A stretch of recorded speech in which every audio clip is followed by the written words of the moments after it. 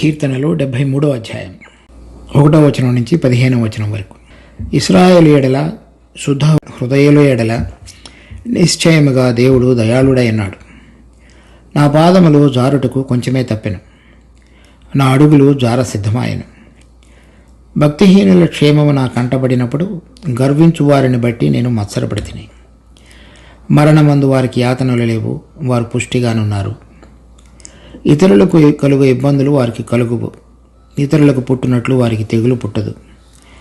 కావున గర్వము కంఠహారము వలె వారిని చుట్టుకొనిచున్నది, వస్త్రం వలె వారు బలత్కారము ధరించుకుందరు.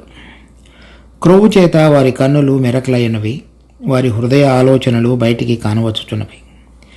ఎగతాళి చేయుచు బలత్కారం చేత జరుగు కీడును గూర్చి వారు మాట్లాడుదురు, గర్వముగా మాట్లాడుదురు.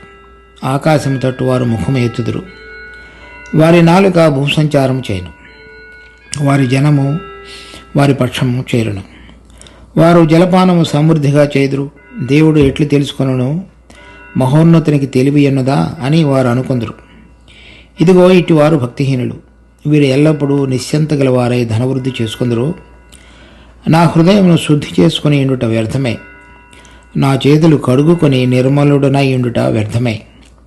దినమంతయు నాకు బాధ కలుగుచున్నది, ప్రతి ఉదయమున నాకు శిక్ష వచ్చుచున్నది. ఇలాగ ముచ్చటింతునని నేను అనుకుని ఎడల నేను నీ కుమారుల వంశమును మోసపుచ్చుడిన వాడనగుదును. కీర్తన 73వ అధ్యాయం. రచయితకర్త ఆసాఫ్. తర్వాత ఈ తృతీయ స్కంధం అనేది దీనికి ఆరంభం. సో మనం గతంలో చూసినట్లుగా కీర్తన 5 స్కంధాలుగా విభజించబడింది. మొదటి 2 స్కంధాలు 72వ అధ్యాయంతో ముగిశాయి. తర్వాత 3వ స్కంధంలో 17 కీర్తనలు ఉన్నాయి. ఈ 17 కీర్తనలలో 11 కీర్తనలు ఆసాపు అనే వ్యక్తి రచించాడు. తర్వాత 4 కీర్తనలు కోరాహ్ అనేటువంటి అతను రచించాడు. ఒక కీర్తన, అది 86వ కీర్తన, దావీదు రచించాడు. తర్వాత ఇంకొక కీర్తన 89వ కీర్తన ఎజ్రాహీయుడు అయినటువంటి ఏతాను రచించాడు. ఈ విధంగా ఈ కీర్తన 17 అధ్యాయాలలో అధిక భాగం ఈ ఆసాపు అనేటువంటి కీర్తనకర్త రచయితగా మనం గమనిస్తున్నాం. తర్వాత ఈ ఆసాపు అనేటువంటి పేరు మొట్టమొదటిలో ఇక్కడ మనం మొదటి దినవృత్తాంతాలు 6వ అధ్యాయంలో చూస్తాం. మొదటి దినవృత్తాంతాలు 6వ అధ్యాయం 39వ వచనం. హేమానుకు సహోదరుడైన ఆసాపు ఇతని కుడి ప్రక్కన నిలుచువాడు. ఈ ఆసాపు బెరకియా కుమారుడు, బెరకియా షిమ్యా కుమారుడు, షిమ్యా మిఖాయేలు కుమారుడు, మిఖాయేలు బైసేయ కుమారుడు, బైసేయ మల్కియా కుమారుడు, మల్కియా ఎత్ని కుమారుడు, ఎత్ని జరహు కుమారుడు, జరహు అదాయా కుమారుడు, అదాయా ఏతాను కుమారుడు, ఏతాను జిమ్మా కుమారుడు, జిమ్మా షిమీ కుమారుడు, షిమీ యాహాతు కుమారుడు, యాహాతు గెర్షేను కుమారుడు, గెర్షేను లేవీ కుమారుడు. అనగా లేవీకి ముగ్గురు కుమారులలో ఒకడైనటువంటి గెర్షోన్ యొక్క సంతానంలో నుంచి వచ్చినవాడు ఈ ఆసాపు. అదే అధ్యాయంలో 31వ వచనంలో నిబంధన మందసమునకు స్థలము ఏర్పాటైన తర్వాత యెహోవా మందిరమందు సంగీత సేవ కొరకు దావీదు నియమించిన వారు వీరే. సొలొమోను యెరూషలేములో యెహోవా మందిరమును కట్టించు వరకు వీరు సమాజపు గుడారం యొక్క ముంగిట సంగీత సేవను ఆచరించుచుండరి. వారు వంతుల చొప్పున తమ పని చూచుకొని చుండరి. సో ఆ దావీదు ఏర్పాటు చేయబడిన సంగీత సేవ కొరకు ఏర్పాటు చేయబడినటువంటి ఒకరిలో ఈ ఆసాపు ఒకడు. ఏర్పాటు చేయబడిన వారిలో ఈ ఆసాపు ఒకడు. తర్వాత ఈ కీర్తన యొక్క వచనాలు కనుక మనం గమనించినట్లయితే రాజు అయినటువంటి హిజ్కియా కాలంలో రాసి ఉండవచ్చు అనేటువంటి భావన అధికమవుతుంది. సో అతడు అషూరు రాజు అయినటువంటి సెన్హెరేబు హిజ్కియా రాజు మీదకు వచ్చినటువంటి సందర్భంలో అతడు ప్రార్థించి దేవుని మందిరానికి వెళ్ళి దేవుని యొక్క తలంపులను తెలుసుకునేటువంటి సందర్భంగా వ్రాసి ఉండవచ్చు. అయితే ఇది ఆసాపు కీర్తన అంటే మరి దావీదుకి హిజ్కియాకి చాలా సంవత్సరాల తేడా ఉంది. కానీ ఆసాపు కీర్తన అంటే అప్పుడు దావీదు చేత నియమింపబడినటువంటి ఆసాపు వంశంలో నుంచి వచ్చిన వారై ఉండవచ్చు, లేక మొదటిలోనే ఆసాపు తను రచించినటువంటి కీర్తనలు రాజైన హిజ్కియా సమయంలో వెలుపలికి తీసుకుని వచ్చి తను గమనించి ఉండవచ్చు. చూడండి, 2వ దినవృత్తాంతాలు 29వ అధ్యాయం 30వ వచనం. దావీదు కాలంలో హిజ్కియా కాలంలో జరిగినటువంటిది. ఆ సందర్భంలో 29వ అధ్యాయం 30వ వచనం. దావీదును దీర్ఘదర్శియగు ఆసాపును రచించిన శ్లోకములను ఎత్తి యెహోవాను స్తుతించుడని రాజైన హిజ్కియాయు అధిపతులను లేవీయులకు ఆజ్ఞాపింపగా వారు సంతోషముతో స్తోత్రములు పాడి తల వంచి ఆరాధించిరి. ఈ విధంగా దావీదు కాలంలో జరిగినటువంటి హిజ్కియా కాలంలో జరిగినటువంటి ఈ ఆసాపు దావీదుతో కూడా గుర్తించబడి వాళ్ళు రచించినటువంటి శ్లోకములను హిజ్కియా కాలంలో పాడినట్లుగా మనం గమనిస్తున్నాం. తర్వాత ఒకవేళ కనుక హిజ్కియా కాలంలో కనుక రచించినట్లుగా మనం భావించినట్లయితే దానికి నేపథ్యం 2వ దినవృత్తాంతాలు 32వ అధ్యాయంలో. ఇది అషూరు రాజు అయినటువంటి సెన్హెరేబు యూదా రాజు అయినటువంటి హిజ్కియా మీదకి దండయాత్రకు వచ్చినటువంటి సందర్భంలో జరుగుతున్నటువంటి ఈ 2వ దినవృత్తాంతాలు 32వ అధ్యాయం. అదే 2వ రాజులు 19వ అధ్యాయంలో కూడా రచించబడింది. 2వ రాజులు 19వ అధ్యాయం 4వ వచనం నుంచి.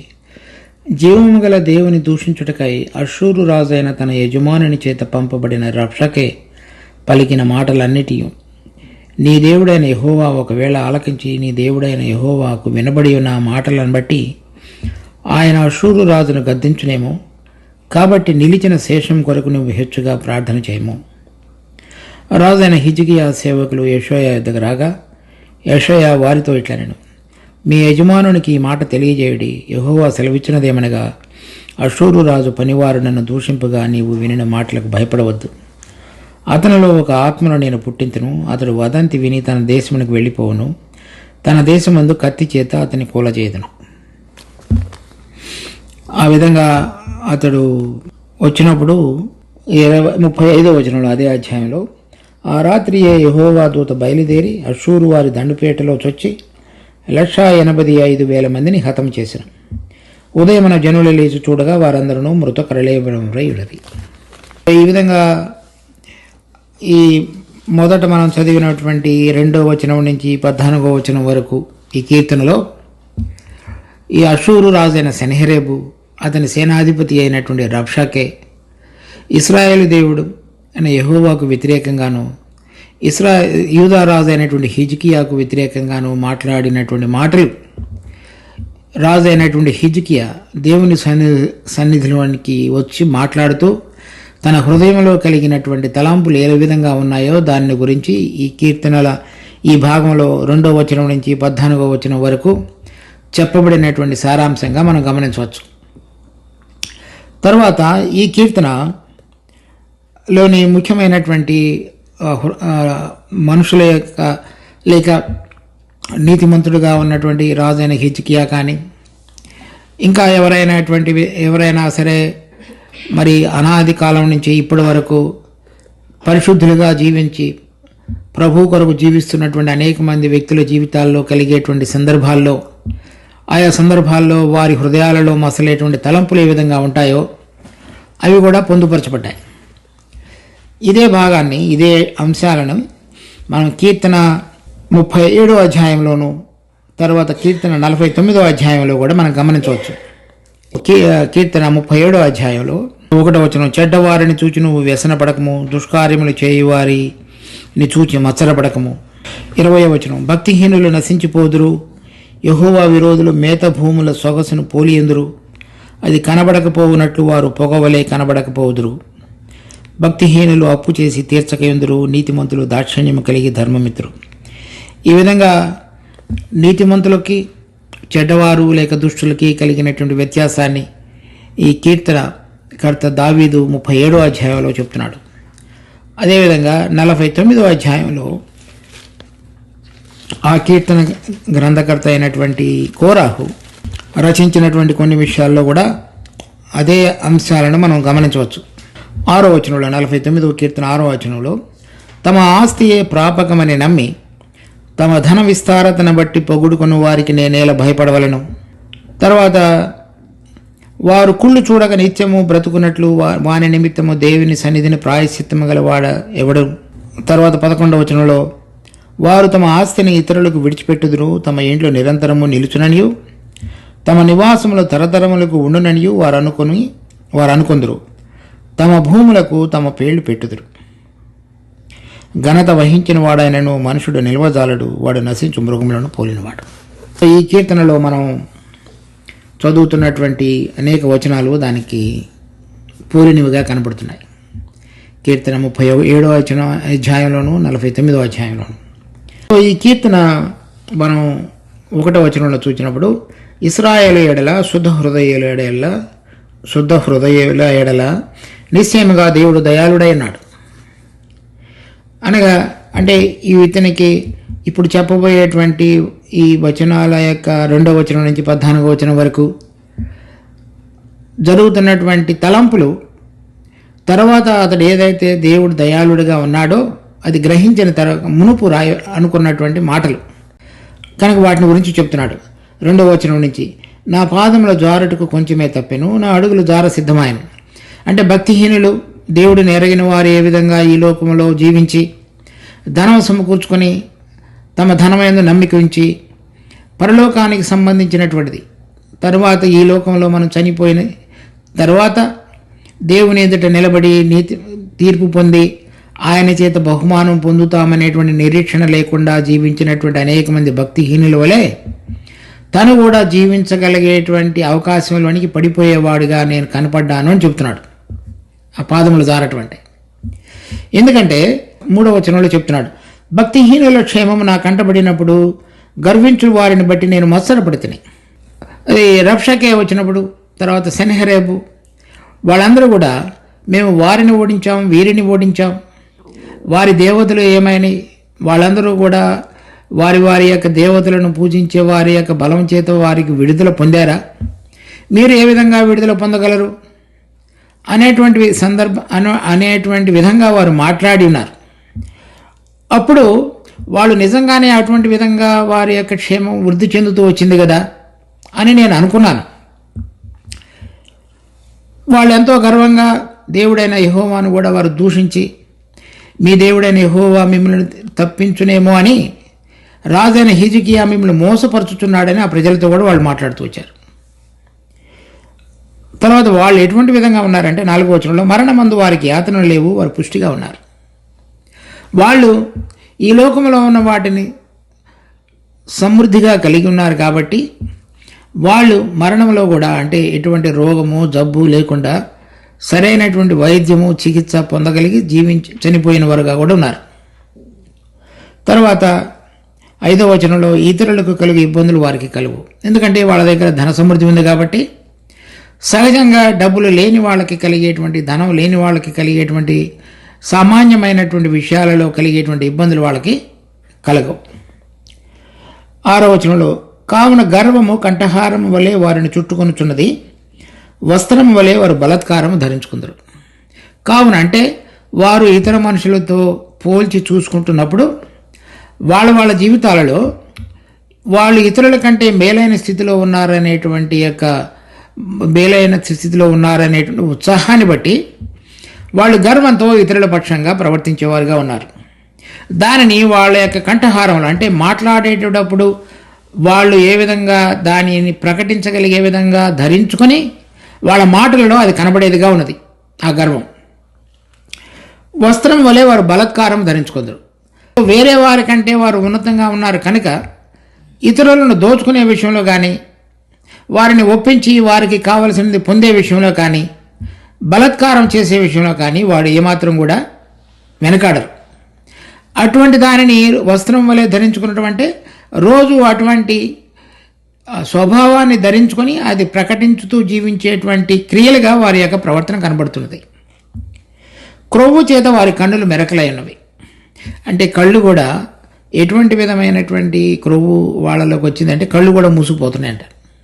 అంటే వాళ్ళు సామాన్యంగా అందరిని గురించి ఆలోచించి ఈ లోకము లేకపోతే ఈ శరీరము రెండు నశించిపోతాయనేటువంటి భావన లేకుండా వాళ్లకు తోచినది గర్వంతో జరిగించేటువంటి స్వభావం కలిగినటువంటి వ్యక్తులుగా ఆ దినాలలో హిజ్కియా ఎదుట నిలబడినటువంటి సెన్హెరీబు కానీ రబ్షాకే కానీ అలా ఉన్నారనమాట. అంటే మేము అందరినీ ఓడించగలం.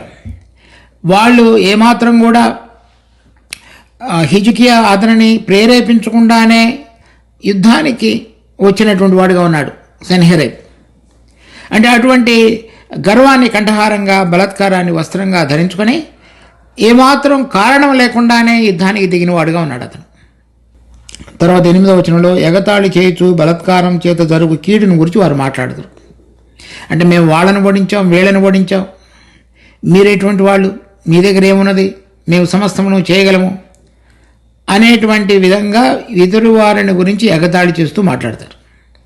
కనుక ఈ లోకంలో కూడా మనం చూసినప్పుడు ఎవరెవరైతే వారు చేసేటువంటి పనులలో ఇతర విషయాలలో అధికమైనటువంటి సంపాదన లాభము ఆర్జించిన తర్వాత వారి ఇతరుల పక్షంగా ఉండేటువంటి ప్రవర్తన వేరుగా కనపడుతుంది. సో దాని గురించి ఈ విధంగా అతడు సెన్హెరీబు రబ్షాకే వచ్చినప్పుడు హిజ్కియా కలిగినటువంటి తలంపులు అది మన జీవితాల్లో కూడా మనం చూడగలుగుతాం. తర్వాత 10వ వచనంలో వారి జనము వారి పక్షం చేరను. కనుక మన దగ్గర కనుక ఎటువంటి సంపద అవి కనుక లేకపోతే లోకంలో మనకి గుర్తింపు సహజంగా ఉండదు. కనుక వారి దగ్గర సమస్తం ఉన్నదని కనుక జనములు ఎవరెవరైతే పరలోక సంబంధమైనటువంటి నిరీక్షణ లేని వారుగా ఉంటారో, ఈ లోకంలో ఇక్కడ మాత్రమే మనం జీవించే వారంగా ఉన్నామని అనుకుంటారో వాళ్ళందరూ కూడా అటువంటి ధన సంపన్నత కలిగినటువంటి వారి పక్షంగా చేరటానికి వెనకాడరు వాళ్ళు.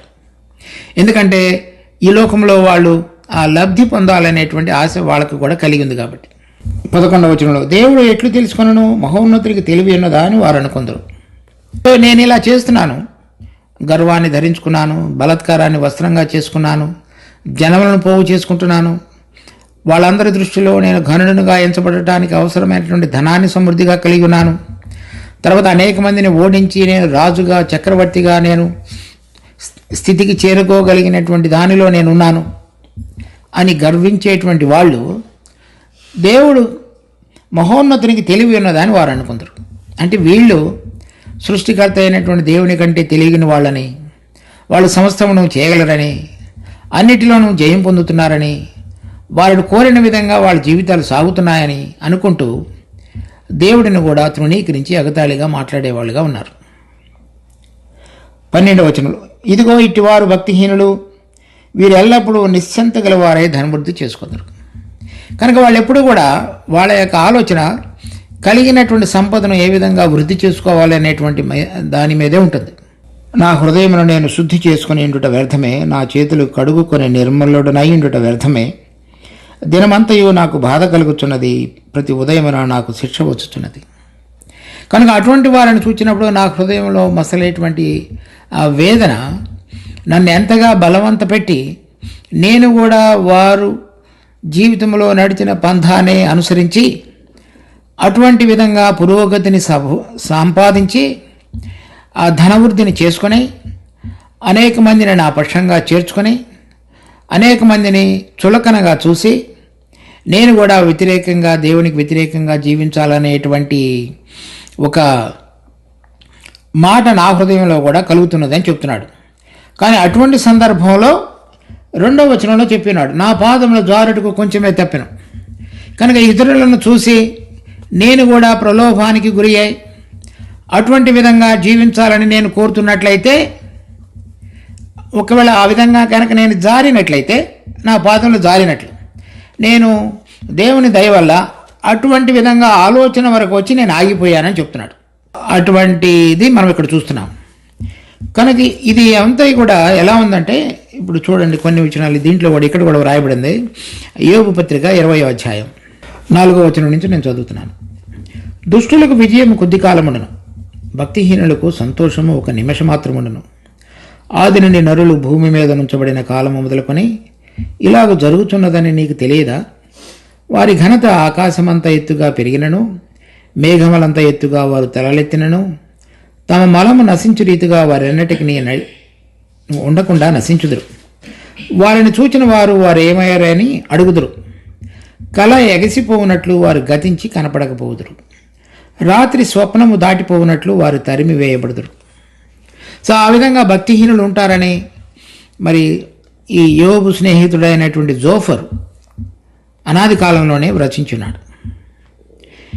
తర్వాత ఇక్కడ మళ్ళా సామెతలు 24వ అధ్యాయం 20వ వచనం, దుర్జనునికి ముందు గతి లేదు, భక్తిహీనుల దీపము ఆరిపోవును. అంటే వాళ్ళకి ముందు గతి లేదు. ఇక్కడ మనం చూసినటువంటి ఈ విషయాలు ఏదైతే 73వ కీర్తనలో ఒక ఈ లోకమైనటువంటి నిరీక్షణ మాత్రమే కలిగి ఈ లోకం శాశ్వతమని ఆశించి నేను ఇక్కడ ధన సమృద్ధి కలిగి జీవించి నా హృదయాన్ని కనుక నేను పోషించుకొని అన్నిటినీ నా ఇష్టానుసారముగా నా చిత్తానుసారముగా నేను కనుక జీవించగలిగి అందరినీ కనుక నేను ఓడించగలిగి అందరికంటే నేను ఘనుడుగా ఎంచబడినట్లయితే నా జీవితానికి సార్థకత దొరికింది అనేటువంటి ఆలోచన కలిగిన వాళ్ళు వీళ్ళందరూ కూడా. తర్వాత రెండవది, వీళ్ళు చనిపోయిన తర్వాత ఏమవుతారో అనేటువంటి ఆలోచన లేని వాళ్ళు. అంటే అటువంటి వాళ్ళని గురించి వేరే చోట వాళ్ళు నశించు మృగములను పోలి ఉన్నారని రాయబడింది. ఎందుకంటే వాళ్ళు తర్వాత చనిపోయిన తర్వాత ఏమవుతుందో నా ప్రాణానికి, నా వెలిగించబడినటువంటి నా ఆత్మ దేవుని సన్నిధిలో ఎటువంటి స్థితిలో ఉంటున్నది అనేటువంటి ఏమాత్రం కూడా అవగాహన లేనటువంటి వాళ్ళు ఈ భక్తిహీనులు. పాత నిబంధనలో అనేక మంది దేవుడిని ఎరగనటువంటి రాజులు ఆ విధంగా జీవించుతూ వచ్చారు. తర్వాత కొత్త నిబంధనలో ప్రభు అయినటువంటి యేసుక్రీస్తు సమయంలో ఇశ్రాయేలీల్లో ఒక తెగవారు ఉన్నారు. వారిని సద్దూకయ్యులు అంటారు. ఆ సద్దూకయ్యులు మృతుల పునరుద్ధానం లేదని నమ్ముతారు. కనుక వాళ్ళు ఎప్పుడైనా సరే పునరుద్ధానాన్ని గురించి చెప్పినప్పుడు ప్రభువుని కానీ, తర్వాత పౌలు తన చివరి దశలో మరి అగ్రిప్ప ఇంకా హేరోదు వాళ్ళ ఎదుట నిలబడినప్పుడు మాట్లాడినటువంటి మాటల్లో కూడా పునరుద్ధానం అని చెప్పబడినప్పుడల్లా వాళ్ళు వ్యతిరేకించేవారు. ప్రభువును కూడా లూకా సువార్త 20వ అధ్యాయంలో వాళ్ళు పునరుద్ధానంలో ఏం జరుగుతుంది అనేటువంటి ఒక ఉపమానం ద్వారా అతను మొదలుపెట్టారు అడగటం ప్రశ్న. ఇక్కడ మనం చూసినట్లయితే వాళ్ళు ఎందుకు ఆ విధంగా ఉన్నారంటే పునరుద్ధానం ఎప్పుడైతే లేదో అప్పుడు చనిపోయిన వాళ్ళందరూ కూడా ఈ లోకంలో ఏదైతే జరిగిందో అది ఈ లోకాన్ని మనం విడిచిపెట్టినప్పుడు అది ముగింపు అయిపోయింది. కనుక మనం కనుక తిరిగి లేవకపోతే మనం ఎవరికి కూడా లెక్క అప్పచెప్పవలసినటువంటి పని లేదు, అవసరం లేదు. అప్పుడు ప్రతి మనిషి తనకిష్టం వచ్చిన రీతిలో గర్వం చేత, బలాత్కారం చేత, తర్వాత అనేక మందిని ఎగతాళిగా, దేవునిని కూడా దూషించడానికి వెనకాడకుండా ఉండేటువంటి జీవితంలో అందరూ జీవించేటువంటి అవకాశం ఉంది. అది సద్దూకయ్యులు లేకపోతే పునరుద్ధానం లేదని నమ్మేటువంటి వాళ్ళు. ఇప్పుడు ఈ తరంలో ఎలా ఉన్నారంటే ఈ లోకం శాశ్వతం అనుకుని ప్రతిదీ వాళ్ళ ఇష్టానుసారంగా జీవించేటువంటి జీవితం కలిగినటువంటి అనేక మందికి సాదృశ్యంగా ఉంది. వాళ్ళు ఈ లోకం శాశ్వతమని, చనిపోయిన తర్వాత మేము ఎక్కడికి వెళతాము అనేటువంటి అవగాహన లేకుండా, చనిపోయిన తర్వాత నేను చేసినటువంటి ప్రతి క్రియకి కూడా నేను లెక్క అప్పచెప్పాలనేటువంటి విషయంలో అవగాహన లేకుండా జీవించేటువంటి వారు. కానీ ఎవరైతే ప్రభు అయిన యేసుక్రీస్తునందు విశ్వసించారో వారు చేసినటువంటి పాపాల నిమిత్తమైనటువంటి పాప క్షమాపణ అనుభవాన్ని కలిగి నిత్య జీవము అనేటువంటి వరాన్ని పొంది తర్వాత దేవుని చేత పరిశుద్ధులుగా అని పిలువబడుతున్నవారు. కానీ వారిలో కూడా అటువంటి విధంగా పిలువబడినటువంటి వారు లోకమును అనుసరించి కనుక జీవించినట్లయితే లోకములో ఎటువంటి విధంగా ధన సమృద్ధి, దేవుని మీద ఆధారపడకుండా వాళ్ళు వాళ్ళ యొక్క ఇష్టానుసారంగా కనుక జీవించినట్లయితే దేవుడు దానికి కూడా లెక్క తీసుకునేవాడుగా ఉన్నాడు అనేటువంటి విషయాన్ని కొంతమంది మర్చిపోతున్నారు.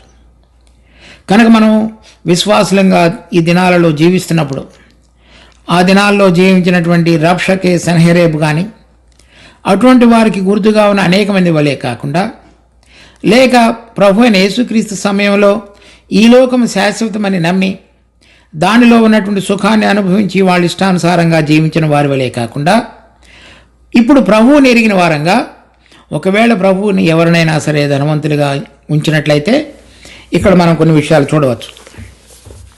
మత్తయి సువార్త 6వ అధ్యాయం 19వ వచనం. ఇది స్వయంగా ప్రభు అయిన యేసుక్రీస్తు కొండ మీద ప్రసంగంలో చెప్పబడినటువంటి ఉపదేశంలోని భాగం. భూమి మీద మీ కొరకు ధనమును కూర్చుకొనవద్దు, ఇక్కడ చిమ్మెటయు తుప్పును తినివేయును, దొంగలు కన్నము వేసి దొంగిలెదురు. పరలోకమందు మీ కొరకు ధనం కూర్చుకున్నది. వ్యత్యాసాన్ని గమనించండి. విశ్వాసులు అనేటువంటి వాళ్ళు ఇక్కడ ధనం కూర్చుకునవద్దు, పరలోకమందు మీరు ధనం కూర్చుకున్నది.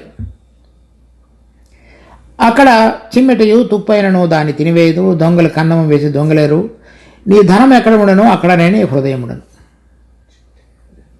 కనుక మనం ఇక్కడ ఉన్నటువంటి విషయాల నిమిత్తమైనటువంటి విధంగా విస్తరించి క్షేమం కలిగి సమృద్ధి కలిగి ప్రవేశించి ఇక్కడున్న వాటి కొరకు కనుక జీవించినట్లయితే మన హృదయం ఇక్కడ ఉంటుంది. కాబట్టి మనము మెల్లమెల్లగా గర్వాన్ని, బలాత్కారాన్ని, చులకర భావాన్ని మనం సంతరించుకొని జీవించి ప్రమాదంలో పడిపోయేటువంటి అవకాశం ఉంది.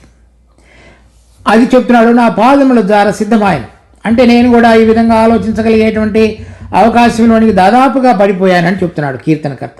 తర్వాత 1 తిమోతి 6వ అధ్యాయం 6వ వచనం. సంతుష్టి సహితమైన దైవభక్తి గొప్ప లాభసాధనమైనది.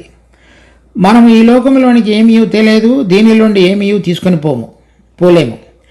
కాగా అన్న వస్త్రములు గలవారమైండి వాటిలో తృప్తి పొంది ఉందుము. ధనవంతుల మొగటకు అపేక్షించువారు శోధనలను, ఉరిలోను, అవివేక యుక్తములను, హానికరములైన అనేక దురాశలను పడుదురు. అట్టివి మనుషులను నష్టములోను నాశనములోను ముంచివేయను. ఎందుకనగా ధనాపేక్ష సమస్తమైన కీడులకు మూలము. కొందరు దానిని ఆశించి విశ్వాసములని తొలగిపోయి నానా బాధలతో తమ తామే పొడుచుకొని. కనుక ఎవరైనా మరి ఆసాపు సమయంలో ఆసాపు రచించిన విధంగా మా పాదములు జారుడుకు కొంచెమే తప్పెను అనేటువంటిది గనక మనం గమనించకుండా ఒకవేళ పడిపోయినట్లయితే, సో వాళ్ళని గురించి పౌలు నూతన నిబంధనలో మనందరికీ వర్తించే విధంగా ప్రభు 6వ అధ్యాయం మత్తయి సువార్తలో చెప్పబడినట్లుగా దానికి అనుబంధంగా ఈ వచనాలు పౌలు మనందరికీ కూడా హెచ్చరిస్తున్నాడు. కనుక మనం ఆ ధన సమృద్ధి కూర్చుకునడం కానీ దాని ద్వారా వచ్చే అనేక కీడులు అంటే గర్వము, బలాత్కారము, తర్వాత జనముల మీద మనం అధికారం చేయాలనేటువంటి తలంపు, అవన్నీ కూడా దాని నుంచి ఉద్భవించేటువంటి కీడులు. వాటి విషయమై మనం చాలా జాగ్రత్తగా ఉండాలి. తర్వాత అయితే ఒకవేళ కనుక ఎవరినైనా సరే దేవుడు ధనవంతులుగా ఉండటానికి ఆశీర్వదించినట్లయితే అది పాపం కాదు. కానీ వాళ్ళ హృదయాలు ఎలా ఉండాలనేది కూడా అదే అధ్యాయం 17వ వచనంలో చెప్తున్నాడు. ఇహమందు ధనవంతులైన వారు గర్విష్ఠులు కాక. అక్కడ మనం చూచినటువంటి సన్హెరేబు, రబ్షకే, లేక మనం కీర్తనలో చదివినట్లుగా వారు గర్వమును కంఠహారంగా ధరించుకుందరు. ఇక్కడ ఏం చెప్తున్నాడంటే గర్విష్ఠులు కాక, అస్థిరమైన ధనమందు నమ్మిక ఉంచక. ఎందుకనగా వారు ఆ లోకం శాశ్వతమని, అక్కడ ఉన్నటువంటి ధనం శాశ్వతమని అనుకుంటూ వాళ్ళు గర్వంతో ఇతరుల పక్షంగా వ్యవహరించిన వారు. సుఖముగా అనుభవించుటకు సమస్తమును మనకు ధారాళంగా దయచేయు దేవుని అందే నమ్మిక ఉంచుడని ఆజ్ఞాపించము. కనుక వాళ్ళు ధనాన్ని ఆశ్రయించకుండా దానిని అనుగ్రహించినటువంటి ప్రభువును ఆశ్రయించమని చెప్తున్నాడు.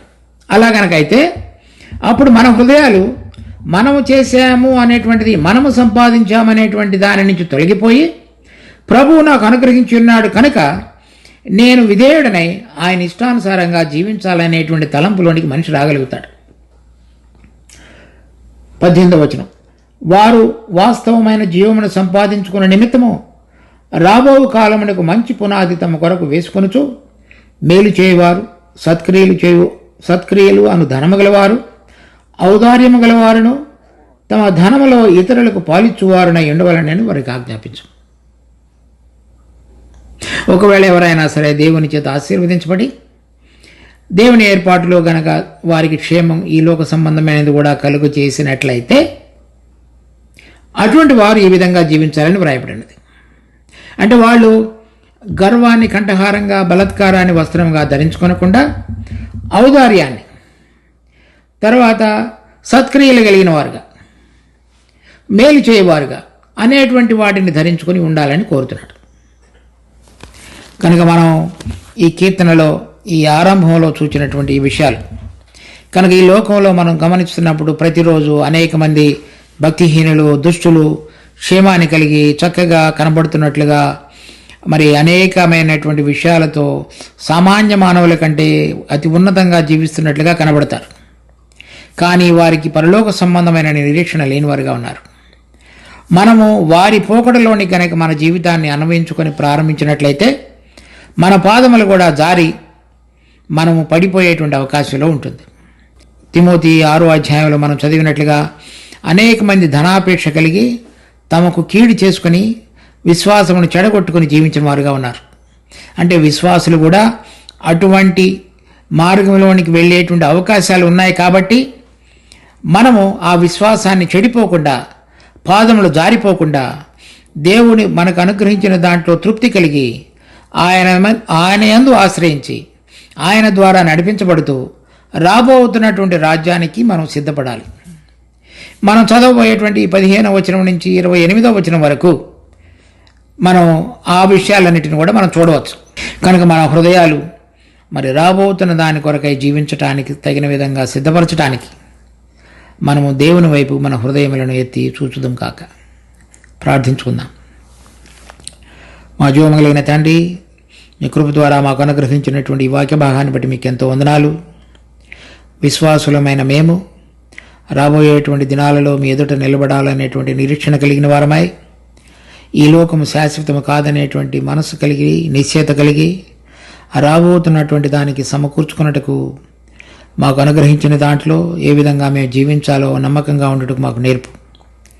కనుక మేము మీ కృప ద్వారా ప్రభా మా పాదములు జారిపోకుండా దినదినము కాపాడి, భక్తిహీనులు, దుష్టులు, మరి లోకములో ధనవంతులైన వారి వైపు మా హృదయములు మొగ్గు చూపకుండా మరి నిరీక్షణ కలిగి అనేక మంది మీ భక్తులు ఏ విధంగా గత దినాలలో జీవించుతూ వచ్చారో మరి మంచి క్రియలు కలిగి, ఔదార్యం అనే మనసు కలిగి మరి మీ నామమును ఘనపరచగలిగే విధంగా మేము ఈ విషయమైనటువంటి వాటి యందు నమ్మికుంచక సమస్తమును ధారాళముగా దయచేయు నీ యందు విశ్వసించి మా విశ్వాసమును కాపాడుకుంటూ జీవించగలగటానికి మా హృదయాలను సిద్ధపరచు.